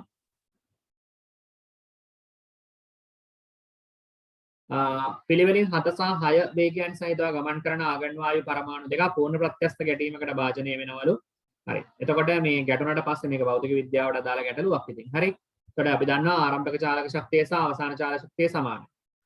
එතකොට භාගයයි m v1 වර්ගය ධන භාගයයි m2 v වර්ග m v2 වර්ගයෙන් යනවා. ආයි පිට වැදුනට පස්සේ පූර්ණ ප්‍රත්‍යස්තයි නම් චාලක ශක්තිය හානියක් වෙන්නේ නැහැ. එතකොට mv4 වර්ගය වෙනවා. එතකොට අපි දන්නවා භාගයයි m පද කැපිලා යනවා. මොකද එකම වායු අණු සාම්පල නිසා. ඒතර v1 වර්ගය ධන v2 වර්ගය සමාන වෙන්න ඕනේ. v3 වර්ගය ධන v4 වර්ගය. මේක භෞතික විද්‍යාවට මේ જાති ගණන් හදලා තියෙන තරම්. ඒ නිසා මේක මහා ප්‍රශ්නයක් නෙමෙයි. v1 වර්ගය v2 වර්ගය වෙන්නේ. එතකොට මේ දෙකේ මේ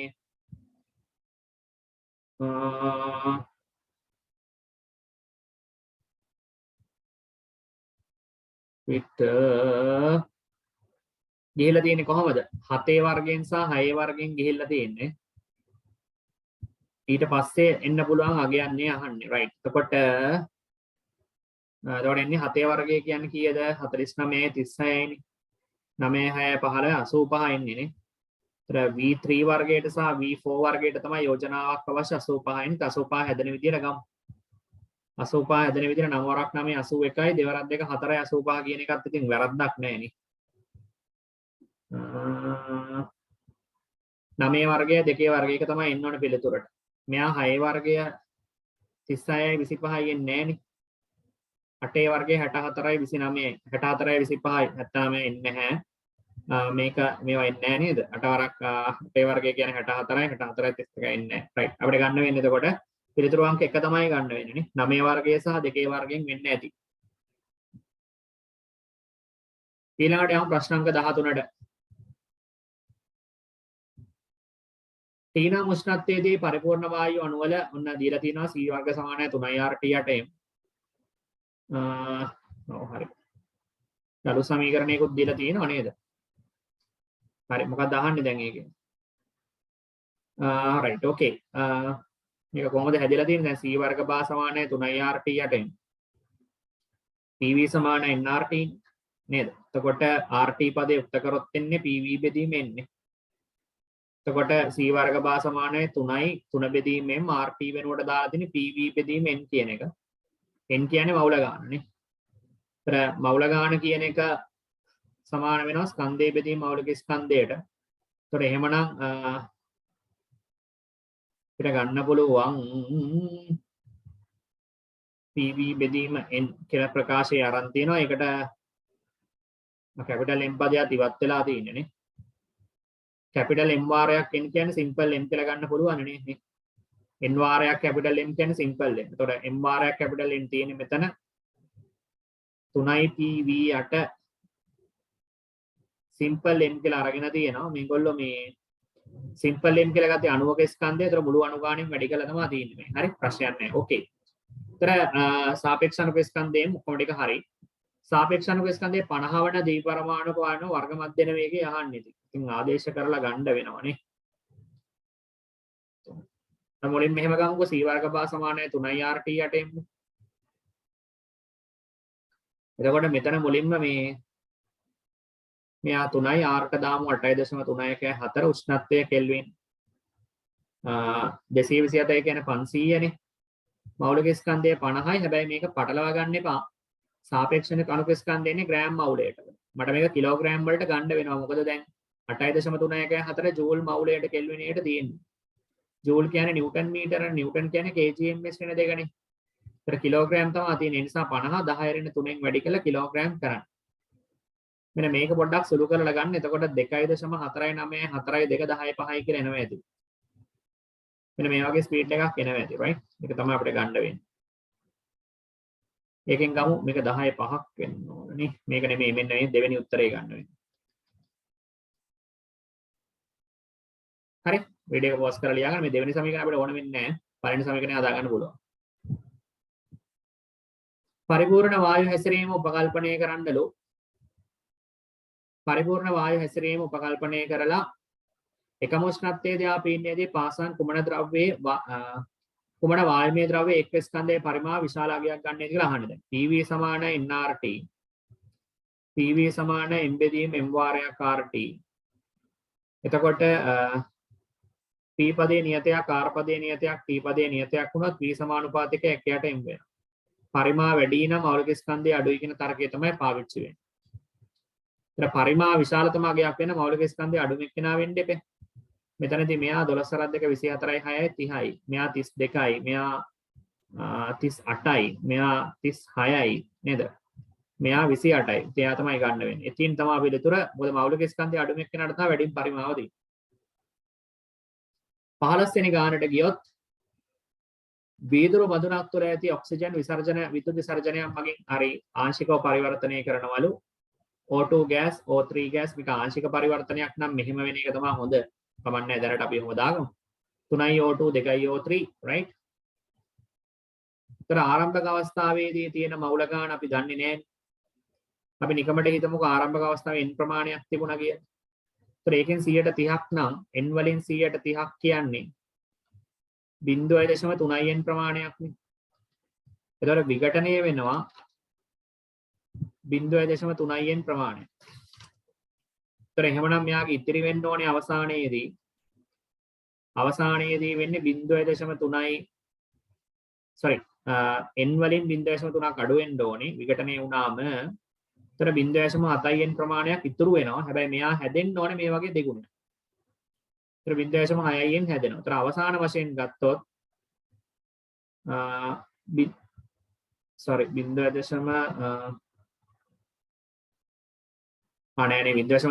sorry 0.3ක් කියන්නේ 3කටනේ. දෙකකට හැදෙන්න ඕනේ 0.2යි නේ. sorry.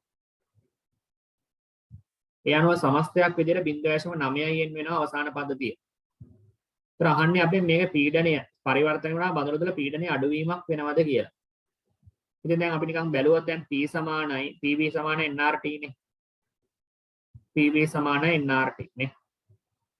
ඉතින් අපි දන්නවා මේකේ පරිමා පදය සහ R පදය සහ උෂ්ණත්ව පදයේ නියතයක් නිසා පීඩනයේ මවුල ගානට සමානුපාතිකයි. ඒතර පීඩනයේ ත්‍රදාපවතින්නේ මවුල ගාන මත පමණයි. මොකද ඊටු ඔක්කොම පද නියතයක්. ඒතර අපි දන්නවා ආරම්භයේදී පීඩනය අපි නිකමට P කියලා ගත්තොත් එහෙම ආරම්භක මවුල ගාන n කියලා ගත්තේ නේ. ආරම්භයේදීම තියෙන පීඩනය P නම් මවුල ගාන n පළවෙනි සම්බන්ධ. ඒතර දැන් තියෙන පීඩනය දන්නේ නැහැ. හැබැයි දැන් තියෙන මවුල ගාන 0.9යි. දැන් ওই දෙක බෙදලා සම්බන්ධයක් ගන්න තියෙනවා. P' P විඳිනවා 0.9යි n බෙදනවා n ගෙන් n n කැපෙනවා. P' සමානයි 0.9යි P. හරිනේ. 0.9යි P. දැන් එතකොට මොකක්ද අහන්නේ අපේ? පීඩනයේ අඩුවීමේ ප්‍රතිශතය අහන්නේ නේ. right. ඒතර පීඩනය දැන් අඩු වෙලා දින අඩු වෙච්ච පීඩනය වෙන්නේ මුලින් තිබිච්ච පීඩනය දැන් අලුත් පීඩනය 0.9යි P. කලින් තිබිච්ච පීඩනය P. ඒතර ආරම්භක පීඩනයේ තිබිච්ච P වැඩි කරනවා 100 ප්‍රතිශතේ 0.9යි P ගෙන් P ගියාම 0.8යි P වෙනවා. එතකොට හරිනේ අපි ගත්තා දැන් P dash කියන්නේ අපේ අවසන් පීඩනය. ඒතර අවසන් පීඩන 130ක් ඔක්සිජන් පරිවර්තනය වුණාම දැන් පීඩනය P dash බෙදීම P වැඩි කිරීම හරි. right okay. දැන් පීඩනය 0.9යි P ආරම්භයේදී පිච්ච පීඩනය P. ඒතර දැන් පීඩනය අඩු වෙනවා 0.8යි P වෙනකම්. පීඩන අඩු වීම. බඳුන තුළ සිදු වෙච්ච පීඩන අඩු වීම 0.8යි P නේ. නා නැද්ද? sorry වැරදුනානේ. මේක ඍණ උත්තරයක් නෙන්නේ නේ. කලින් තිබිච්ච පීඩනය වැඩිනේ. පීඩනය අඩු වීමනේ අහන්නේ නේද? කලින් තිබිච්ච පීඩනය P කියලානේ ගත්තේ. අපි P කියන්නේ 1යි P එන්නේ. right? පොඩ්ඩක් වැරදුනා ඒක. 1යි P දැන් තියෙන්නේ 0.9යි P. ඔන්නම වෙන්න ඕන නේ. ආරම්භයේ තිබුණු P වැඩි කිරීම 100. එතකොට 0.9ක් ගියා කියන්නේ 0.1යි P නේ. බෙදීම P වැඩි කිරීම 100 නේ. කියන්නේ 10%ක් වගේ එන්නේ නේ. 10%ක් පීඩන අඩුවීමක් සිද්ධ වෙලා තියෙනවා. පරිපූර්ණ වායු පිළිබඳ සත්‍ය නොවන්නේ පහසුවන් කුමන එකද කියලා අහන වෙලාව ප්‍රශ්නේදී ඒකේ අපි ගත්තොත් එහෙම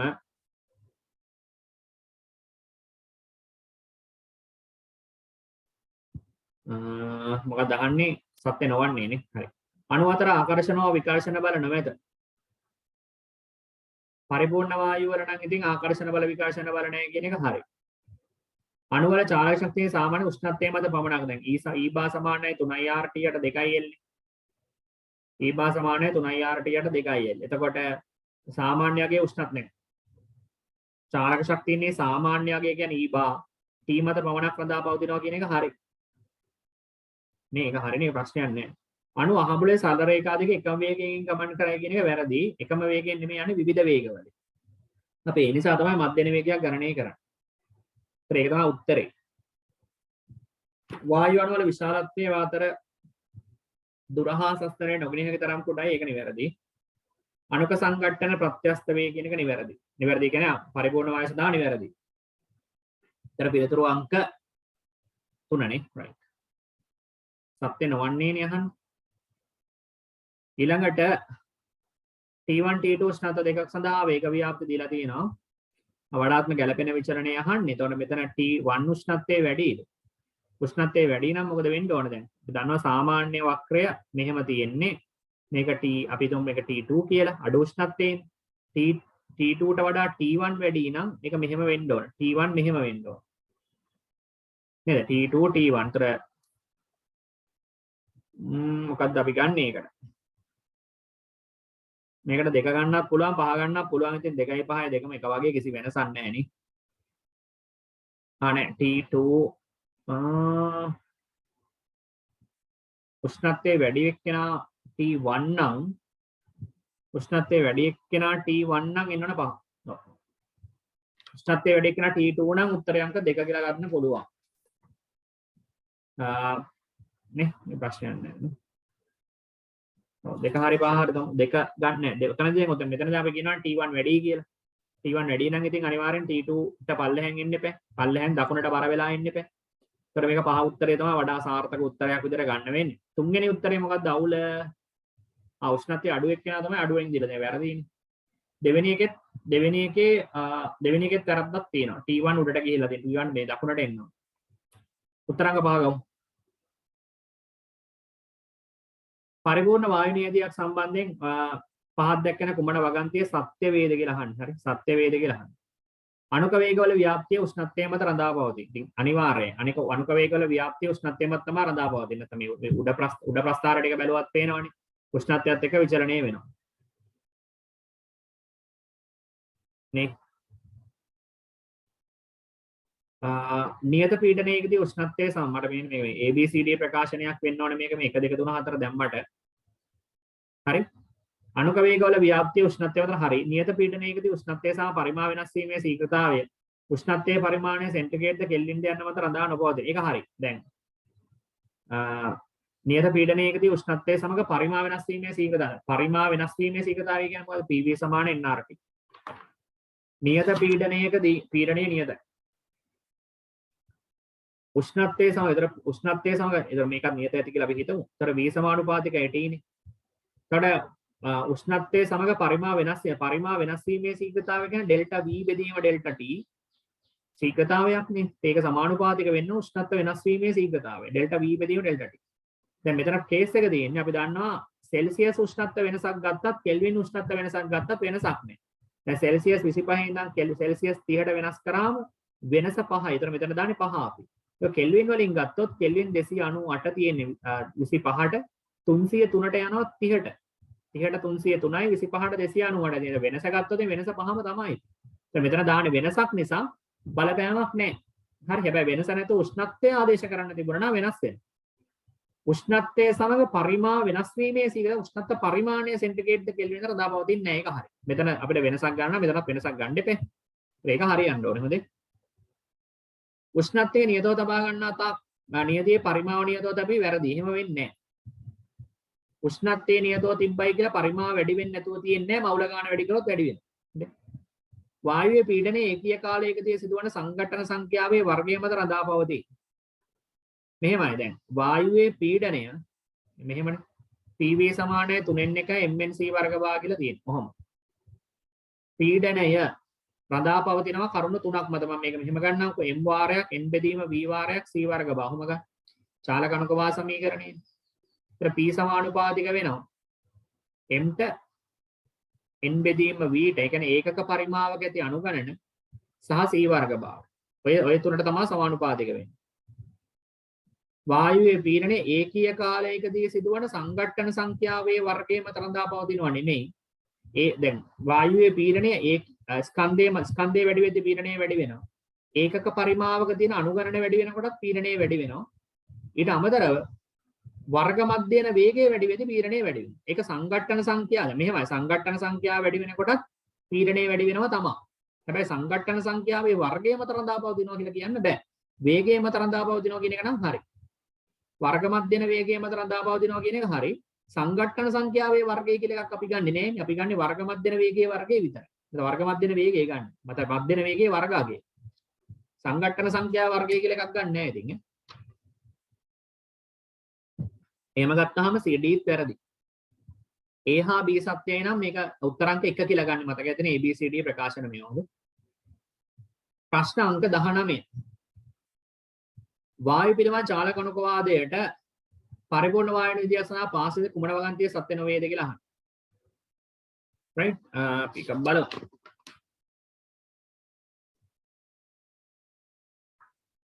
ඒකෙදි කියන්නේ නියත උෂ්ණත්වයේදී අණු සංඝටන සිදුවීම විදිහ අණු වල මුළු චාලක ශක්තිය වෙනස් නොවේ. උෂ්ණත්වයේ නියතයි අණු සංඝටනය වෙනකොට සිදුවන අණු වල මුළු ශක්තිය වෙනස් වීමක් සිදු වෙන්නේ නැහැ. මෙහෙමයි දැන් උෂ්ණත්වයේ නියත නම් මධ්‍යන චාලක ශක්තිය නියතයක් නේ. මධ්‍යන චාලක ශක්තිය නියතයක්. ඒතර මධ්‍යන චාලක ශක්තිය මුළු අනුගණනින් වැඩි කරාම තමයි මුළු චාලක ශක්තිය ලැබෙන්නේ. මෙහෙමනේ දැන්. දැන් මධ්‍යන චාලක ශක්තිය කියන්නේ අණු වල මධ්‍යනේ. මේක අනුගණනින් වැඩි කරාම අනුගණනින් වැඩි කරාම වෙනවා මුළු චාලක ශක්තිය. කොහොම නෙවෙයි. උෂ්ණත්වයේ නියත වෙනකොට E බා එක නියතයි. ඒ කියන්නේ 3IRT යට 2IL කියන එක E බා පදේ නියත වෙනවා. මෙහා නියත වෙනවා T නියතයි. E බා නියතයි නම් මෙයත් නියතයි. ඒ අනුගණන කියන්නේ නියත පදයක්. ඒතර මේ දෙක වැඩි කරාම වෙන මුළු චාලක ශක්තියත් මොනවා වෙන්න ඕනද? නියත වෙන්න ඕනේ. ඒක හරි. මුළු ශක්තිය වෙනස් නොවේ නම් මේක හරි. වර්ග මධ්‍යන මූල ප්‍රවේගයේ වායු වර්ගයේ මත රඳා පවතී. ඒක හරි. වර්ග මධ්‍යන දැන් C වර්ග බා සමානයි 3IRT යටෙන්. හරිද? වර්ග මධ්‍යන මූල ප්‍රවේගය කියන්නේ C වර්ග බා වල වර්ගමූලය වර්ගමූල 3IRT යටෙන්. එහෙම නෙවෙයි. එතකොට දැන් ඔක්සිජන් වලට ගත්තොත් එහෙම ඔක්සිජන් වල මෞලික ස්කන්ධය 32ක් අපි කාබන් ඩයොක්සයිඩ් වලට ගත්තොත් 44ක්. හරිද? එතකොට දැන් ඔයාලට තේරෙනවානේ මෙයාට 44 ආදේශ කරන්නේ මෙයාට 32. ඒතර අපි ආදේශ කරන පද දෙක වෙනස්. එහෙමනම් වර්ග පදයක් වෙනස් වෙන්න ඕනේ. එහෙනම් වර්ග මධ්‍යන මූල ප්‍රවේගය වායු වර්ගයේ මත රඳා පවතී කියන එක හරි. ඊළඟට වායු වලක මධ්‍යන චාලක ශක්තිය නිරපේක්ෂ ඒක හරි. දැන් අපි කතා කරා. E බා සමානයි 3IRT යට 2IL T වැඩි වෙනකොට E බා වැඩි වෙනවා. ඊටු පද ඔක්කොම නියතයි. වායු අණුවක පරිමාව අන්තර්ගත භාජනයේ පරිමාසම් නොගිනිය ඔයක හරි. ඒක පරිපූර්ණ වායු නියතියකට හරි. පරිපූර්ණ වායු නියතියක අපි දන්නවා වායු අණු අතර පවතින දුර ප්‍රමාණය වැඩි නිසා අපි අණු අතර දුර මේ අණු වල පරිමාණ නොසලකා හරිනවා. නියත උෂ්ණත්වයේදී වායුවක මධ්‍යන චාලක සහ පීඩනයේ වැඩිවීම සමග වැඩි වේ. මධ්‍යන චාලක ශක්තිය පීඩනයත් එක්ක වැඩි වෙන්නේ නැහැ උෂ්ණත්වයත් එක්ක විතරයි වැඩි වෙන්නේ. ඒක වැරදි. පහ තමයි වැරදි. ඒ බඳුනේ සෙල්සියස් අංශක 27 හීලියම් වායුව තියෙනවලු 127 ඔක්සිජන් වායුව තියෙනවා කියලා කියන්නේ. හීලියම් වායුව තියෙනවලු කෙල්වින් 300 නේ 27 කියන්නේ. ඔක්සිජන් වායුව තියෙන්නේ 400 කෙල්වින් වල. මෙයා A මෙයා B නේ. හරි. A බඳුනේ B බඳුනේ වායු වර්ග මධ්‍යන මූල ප්‍රවේග අතර අනුපාතය අහන්න. මෙයා අපි ගමු. C වර්ග බා සමානයි 3R T8M. එතකොට ළමයි මෙයත් එතකොට C වර්ග බා සමානයි 3R T8M නේ. මූල ප්‍රවේග අතර අනුපාතය නම් මේ ඔක්කොම වර්ගමූල ගන්න ඕනේ. හරි right. අපි මේ දෙක බෙදලා බලමු. මේ ඉන්නේ හීලියම් වලට මේ ඉන්නේ ඔක්සිජන් වලට. හරි. එතකොට ළමයි අපි AB sorry මේක මේ මෙයා A මෙයා B කියලා ගමුනේ. ඒකට AC වල. මෙයා B මෙයා A කියලා ගමු. හරි. එතකොට CA වර්ග වල වර්ගමූලය ආදේශ කරොත් මෙතනට 3R T වලට දාන්නේ 300 M ට දාන්නේ හීලියම් වල 4යිනේ. ඒක බෙදන්න මෙයාගෙන් C වර්ග බාවල වර්ගමූලය B බෙදන්න වර්ගමූල 3R මෙතන අපි T ට දාමු 400 බෙදන්න ඕනේ M ගෙන් M කියන්නේ 400 නේ. M කියන්නේ 400 නේද? නෑ sorry 400 නෙමෙයි M කියන්නේ මෞලික ස්කන්ධය. මෞලික ස්කන්ධය වෙන්නේ ඔක්සිජන් වල 32යි. 300යි A 32යි නේ. හරි. දැන් බෙදලා ගමු. මොකද වෙන්නේ? 3R පද දෙක 3R පද දෙක කැපෙනවා.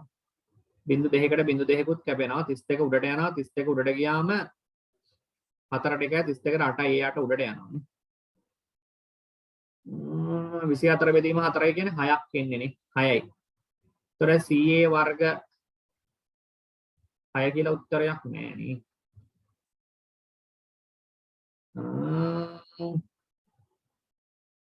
කියලා උත්තරයක් නෑ. වර්ගමූල 6 ගන්න වෙනවා. එතකොටනේ 6 නෙමෙයි 6 වර්ගමූලෙනේ. C වර්ග බා බෙදීම C වර්ග B වල වර්ගමූලෙනේ වර්ගමූල 6. වර්ගමූල 6 කියන්නේ කීයද? 2.4ක් වගේ නේද? 24 වරක් 24 බලන්න.